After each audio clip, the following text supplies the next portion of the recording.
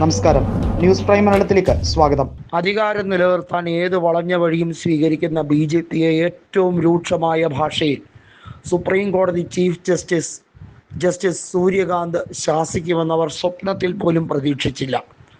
സത്യപ്രതിജ്ഞ ചെയ്ത് chief justice സ്ഥാനം ഏറ്റെടുത്ത ആദ്യ നാളുകൾ, പ്രത്യേകിച്ചും പ്രതിപക്ഷത്തിൻ്റെ നേതൃത്വത്തിലുള്ള നിരവധിയായ തെരഞ്ഞെടുപ്പുകളെ സംബന്ധിക്കുന്ന ഹർജികൾ അദ്ദേഹം സ്വീകരിക്കാതിരുന്നു എന്നുള്ള ഒരു ആക്ഷേപം നിലനിന്നിരുന്നു. അത് BJPക്ക് അനുകൂലമായ തീരുമാനമെടുക്കുന്നത് കൊണ്ടാണെന്നും സുപ്രീം കോടതി BJPയുടെ വഴിയെ പോവുകയാണെന്നും കേന്ദ്ര സർക്കാരിൻ്റെ കളിപ്പാവയായി സുപ്രീം കോടതിയെ വരെ അമിത്ഷാ മാറ്റിയിരിക്കുന്നു എന്നുമായിരുന്നു തലക്കെട്ടുകൾ പലതും വന്നത്.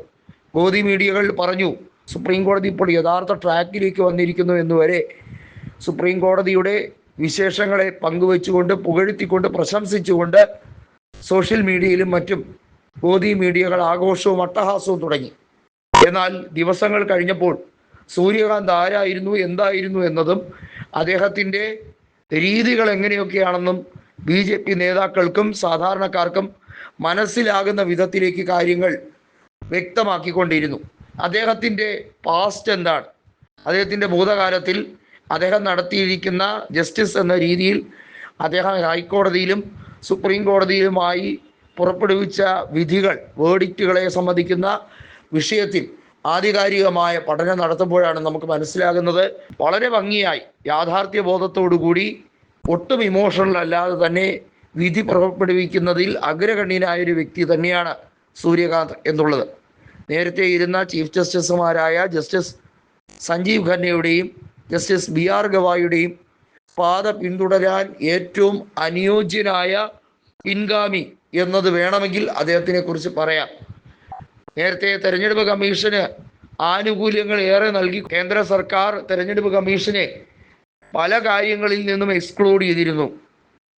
വിവരാവകാശ നിയമപ്രകാരം തെരഞ്ഞെടുപ്പ് കമ്മീഷൻ്റെ ഡേറ്റകൾ റിട്രീവ് ചെയ്യുന്ന ബന്ധപ്പെട്ട കാര്യങ്ങളായിരുന്നാലും തെരഞ്ഞെടുപ്പ് കമ്മീഷൻ വെബ്സൈറ്റിൽ നിന്നും നിശ്ചിത ദിവസത്തിനുള്ളിൽ ഡേറ്റകൾ മാറ്റുന്നതുമായി ബന്ധപ്പെട്ട കാര്യത്തിലായിരുന്നാലും ഒക്കെ അത്തരത്തിലുള്ള തീരുമാനങ്ങളിലേക്ക് പോയിരുന്നു. ഇതൊരു പക്ഷേ സാധാരണക്കാർക്ക് ദഹിക്കുന്നതായിരുന്നില്ല. തെരഞ്ഞെടുപ്പ് കമ്മീഷൻ ബയാസ്ഡ് ആവുകയാണെങ്കിൽ, അതായത് പക്ഷപാത രാഷ്ട്രീയം കളിക്കുകയാണെങ്കിൽ തീർച്ചയായും ഇവിടെ നീതിയുക്തമായ ഒരു തെരഞ്ഞെടുപ്പ് നടക്കില്ല. അമിത്ഷാ പാർലമെൻറ്റിൽ പറഞ്ഞത് സർക്കാരിനെ സഹായിക്കാനല്ല തെരഞ്ഞെടുപ്പ് കമ്മീഷൻ, മറിച്ച് തെരഞ്ഞെടുപ്പ് നടത്താനാണ് എന്നാണ്. വലിയ വായിൽ വർത്തമാനം പറയുന്ന അമിത്ഷാ ജവഹർലാൽ നെഹ്റു പ്രധാനമന്ത്രിയായത് പിൻവാതിലിൽ കൂടിയാണെന്ന് പറഞ്ഞ് പച്ചക്കള്ളം വരെ അടിച്ചുവിട്ടു. വാസ്തവത്തിൽ പ്രഥമ ഇന്ത്യൻ രാഷ്ട്രപതി എന്ന പട്ടം ജവഹർലാൽ നെഹ്റുവിന് ചാർത്തി കൊടുക്കുന്നതിൽ മഹാത്മാഗാന്ധിയും മറ്റ് സ്വാതന്ത്ര്യ സമര നേതാക്കളും വലിയ പങ്കാണ് വഹിച്ചത്. ചരിത്രത്തെ വളച്ചൊടിച്ച് ചരിത്ര പുസ്തകങ്ങൾ അവർ സർക്കാർ രൂപീകരിച്ചിരിക്കുന്ന സംസ്ഥാനങ്ങളിൽ മാറ്റിമറിക്കുന്നവർക്ക് എന്തും ഏത് രീതിയിലും തോന്നിയാസവും തെമ്മാടിത്തരവും പറയാം, പ്രചരിപ്പിക്കാം. എന്നാൽ സുപ്രീം കോടതിയെ കൂടി കരിവാക്കാം എന്ന് വിചാരിച്ചെടുത്തവരുടെ കണക്കൂട്ടലുകൾ പലതും തെറ്റി എന്നുള്ളതാണ് ഇപ്പോഴത്തെ യാഥാർത്ഥ്യം.